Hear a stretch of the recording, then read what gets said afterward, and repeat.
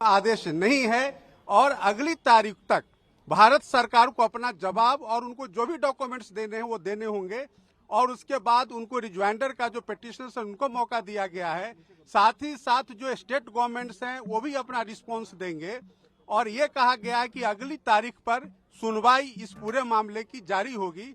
तो माननीय सर्वोच्च न्यायालय को जो रेस्पोंडेंट्स यानी कि भारत सरकार ने कहा कि हम डे टू डे सुनवाई के लिए तैयार हैं। आप पूरे मामले को, क्योंकि ये पार्लियामेंट का कानून है, पार्लियामेंट के कानून को आप इस तरह से स्टे नहीं कर सकते हैं और माननीय सर्वोच्च न्यायालय ने सॉलिसिटर जनरल ऑफ इंडिया के बात को माना है और उन्होंने संशोधन को स्टे नहीं किया है।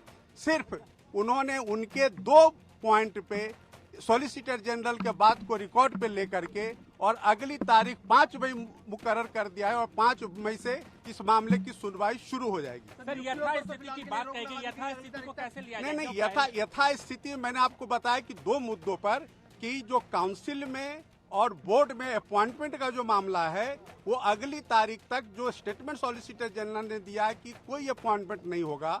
और दूसरा जो है वक्फ व यूजर, तो माननीय सर्वोच्च न्यायालय ने अपने आदेश में लिखा है कि जो रजिस्टर्ड हैं और गैजेटेड हैं उसको गवर्नमेंट डी नोटिफाई नहीं करेगी अगले आदेश तक। सर, आप कौन से वक्फ बाय यूजर को डी नोटिफाई नहीं करेगी ना? मतलब नहीं, वक्फ बाय नहीं, सिर्फ वही जो रजिस्टर्ड एंड गैजेटेड हैं। सर, ये कोर्ट हाँ बिल्कुल, ये ऑर्डर शीट में है। जो रजिस्टर्ड नहीं है, जो गैजेटेड नहीं है, उसको सरकार संशोधन कानून के हिसाब से डी नोटिफाई कर सकती है। सर, आप किसके लिए अपीयर हुए थे? मैं हिंदू सेना और हिंदू महासभा 2 हमारे एप्लीकेंट्स हैं, उनकी तरफ से मैं संशोधन के समर्थन में हाजिर हुआ। नाम बता दीजिए सर, नाम बता दीजिए सर। वरुण कुमार सिन्हा, विष्णु गुप्ता के लिए और एक पवन अग्रवाल है उनके लिए, सतीश अग्रवाल। नहीं, आज की सुनवाई पूरी हो गई, अगली तारीख 5 मई की मुकर्रर हुई है। धन्यवाद।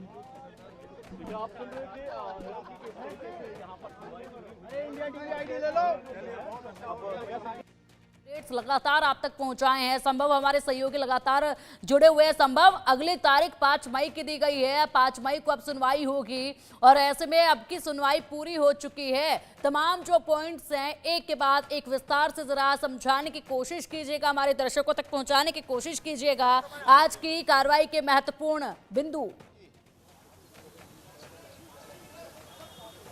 जी बिल्कुल, देखिए आज की कार्रवाई बेहद महत्वपूर्ण इस वजह से भी थी कि जिस तरह से सॉलिसिटर जनरल लगातार टाइम मांग रहे थे और कल भी उन्होंने 2 हफ्ते के लिए कहा था, आज उन्होंने कहा था कि 1 हफ्ते का समय दो, तो सुप्रीम कोर्ट ने 1 हफ्ते का आसपास का समय दे दिया है। 5 दिन के अंदर सभी को अपने रिज्वाइंडर्स भी फाइल करने हैं। 7 दिन का पूरा समय है। यूनियन मतलब केंद्र सरकार, जितने राज्य पार्टी हैं उसमें राज्य सरकारें और उसके साथ साथ जो वक्फ बोर्ड्स हैं उनके लिए 7 दिन के अंदर अपना रिप्लाई इसमें फाइल करना है। ये बहुत महत्वपूर्ण है। और उसके साथ साथ जो रिज्वाइंडर होता है, मतलब उस रिप्लाई के बाद कुछ और चीज़ें फाइल करनी है तो 5 दिन के अंदर वो भी करना होगा। उसके साथ साथ जितनी सभी जो संभव ये भी कहा है इसमें, संभव ये भी सीजेआई ने पिटीशंस हो गई थी। सीजेआई ने 5 मई की तारीख देते वक्त साथ में ये भी कहा है कि अगली तारीख पर सुनवाई केवल निर्देशों और अंतरिम आदेशों के लिए ही होगी यदि कोई हो, ये भी कहा गया है। वक्त पर अब 5 मई को अगली सुनवाई होगी, बड़ी खबर है ये। सीजेआई ने इसके साथ कहा है कि अगली तारीख पर सुनवाई केवल निर्देशों और अंतरिम आदेशों के लिए होगी यदि कोई हो तो, ये बोला गया है सीजेआई की तरफ से। अगली तारीख मुकर्रर जो की गई है 5 मई। संभव जी मेरे साथ एडवोकेट वरुण सिन्हा सीधे लाइव है। वरुण सर, आप ही हमें समझाएं कि सुप्रीम कोर्ट में अंदर क्या हुआ, सुनवाई में, हियरिंग में अंदर क्या हुआ। देखिए, माननीय सर्वोच्च न्यायालय ने जो वक्फ कानून संशोधन है उस पर स्टे करने से आज मना कर दिया और माननीय सर्वोच्च न्यायालय ने 2 बिंदुओं पर सॉलिसिटर जनरल के स्टेटमेंट को रिकॉर्ड पे लिया है अगली तारीख तक के लिए। वो क्या है कि वक्फ काउंसिल में और वक्फ बोर्ड में अगली तारीख तक सरकार कोई अपॉइंटमेंट नहीं करेगी। साथ ही साथ उन्होंने सॉलिसिटर जनरल ने कहा कि जो वक्फ व यूजर है, रजिस्टर्ड एंड गैजेटेड है, उसको अगली तारीख तक हम डी नोटिफाई नहीं करेंगे।